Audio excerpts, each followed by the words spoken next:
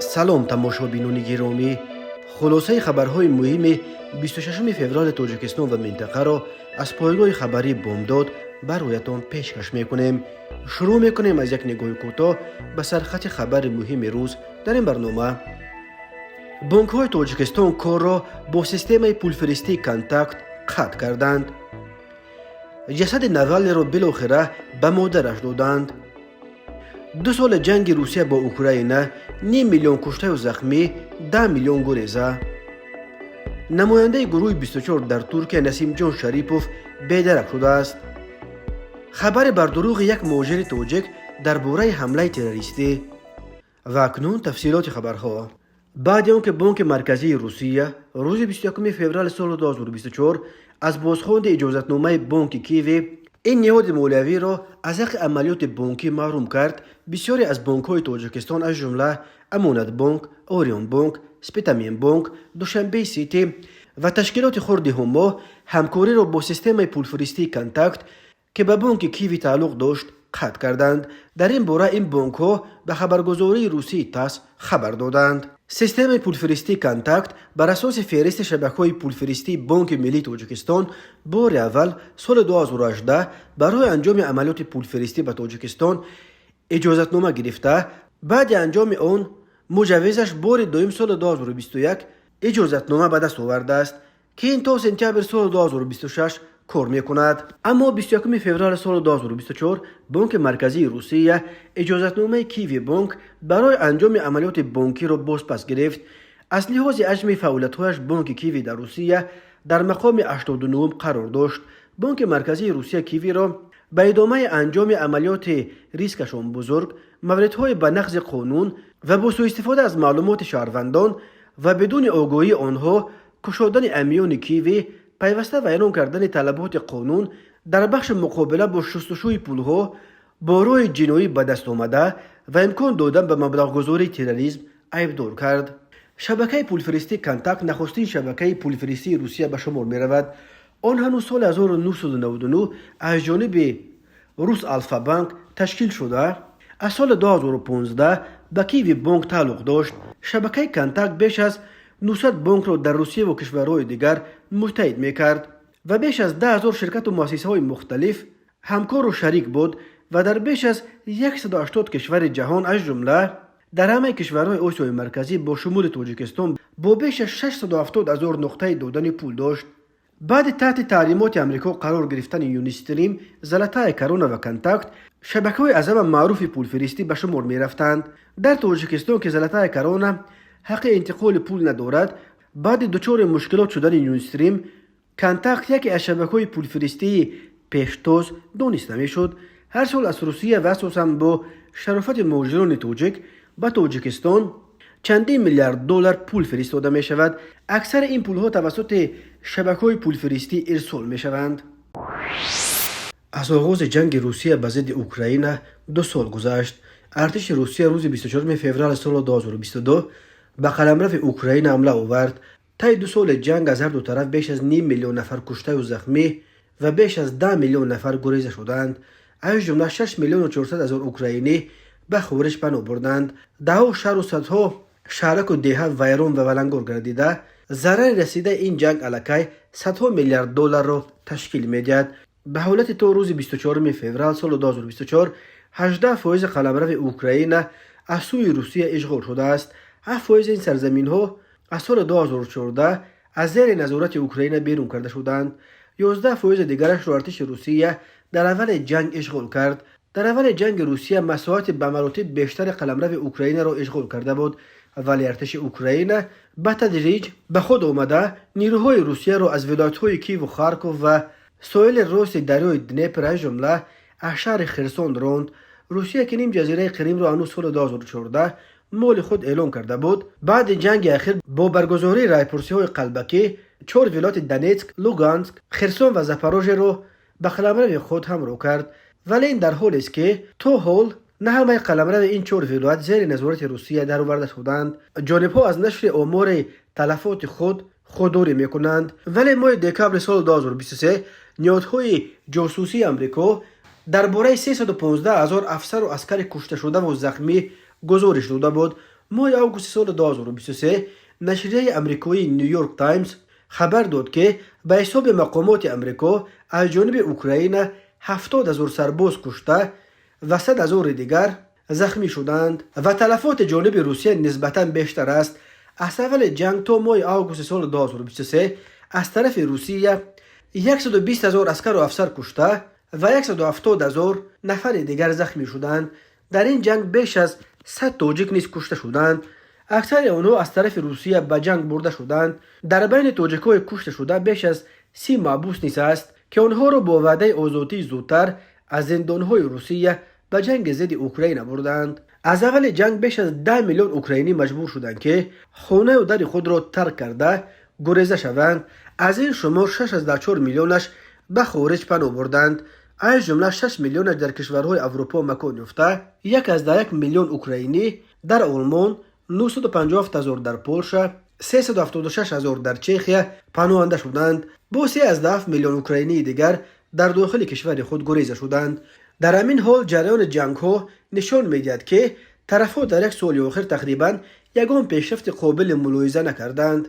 نیل ملوین مدیر بخش تحقیقات امنیت بین المللی میگوید که این همه علامت آن است که جنگ وارد بنبست شده است. حالا جنگ در سنگرها ادامه دارد و هر دو طرف کوشش میکنند که نیروی جانب دیگر را حدالامکان ضعیفتر بسازند. و اما اوکراین در یک سال آخر در بحر سیاه توانست به پیشرفت‌های جدی دست بیابد. به عقیده پیتر لینکسون این مهمترین تغییرات یک سال آخر در جنگ روسیه به ضد اوکراین است. کشورهای غرب در این نزاع به صورت آشکارا از اوکراین پشتیبانی کرده به ضد روسیه تحریمات سنگین جاری و به اوکراین 10 میلیارد دلار کمک رساندند. تا امروز دان رزم بزرگ اوکراین اتحاد اروپا است که بنا به حساب‌های پژوهشگاه کیل از 24 ینور سال 2022 تا 15 ینور سال 2024 به کیف بیش از 144 میلیارد یورو جدا کرده است. امریکا با 67 میلیارد یورو در جای دوم است، ولی از لحاظ ارائه کمک حربی امریکا به 42 میلیارد دلار کمک‌های حربی تامین کننده اساسی ارتش اوکراین شمرده می شود.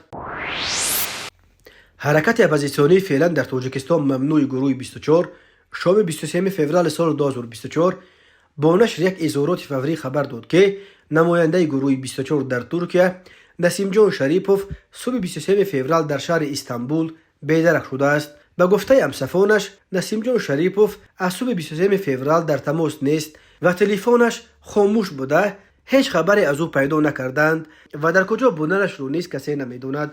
گروه 24 در مورد غیب زدن نسیم جان شریپوف فرضیه ربوده شدنش رو هم صرف نظر نمی کند. در اظهاراتش گفته است که نماینده گروه 24 در ترکیه سالهای آخر همه واره نوشته‌های تهدیدآمیز دریافت میکرد که به زودی کشته و یا ربوده و به تاجیکستان برده خواهد شد. مقامات ترکیه و تاجیکستان هنوز غیب زدن این فعال مخالفین تاجیک را رسما یگان شرح ندادند.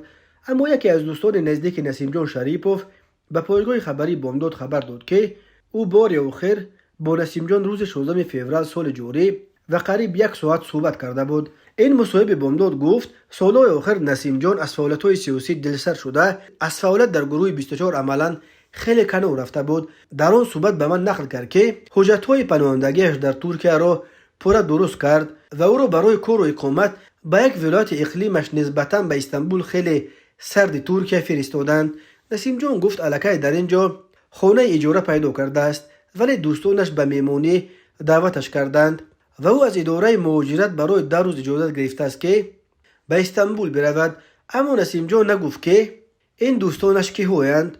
او برای 10 روز رسما رخصت گرفته به مهمانی آنها می رود. حالا تلفنش دیگر جواب نمی دهد. نسیم جان شریپوف زاده شهر کولا بوده، 42 سال دارد. او هنوز در آغاز تأسیس گروه 24 از جانب صاحبکار تاجیک عمرعلی قواتوف بین حرکت پیوست و از آغاز سال 2015 در ترکیه به سر میبرد. نسیم جان شریپوف در برابر رهبر کنونی گروه 24 سهراب ظفر و عضو فعال این گروه زید بابایف از کم شمار اعضای این حرکت اپوزیسیونی اند که بعد ماه مارس سال 2015 در استانبول کشته شده قواتوف در ترکیه ماندند. نسیم جان شریپوف دست کم 3 مرتبه با درخواست مقامات تاجیکستان از جانب پلیس ترک دستگیر شده بود، ولی هر 3 دفعه ترک درخواست به تاجیکستان استرداد کردن او را به دلیل انگیزه‌های سیاسی داشتن پرونده‌اش رد کرده بود.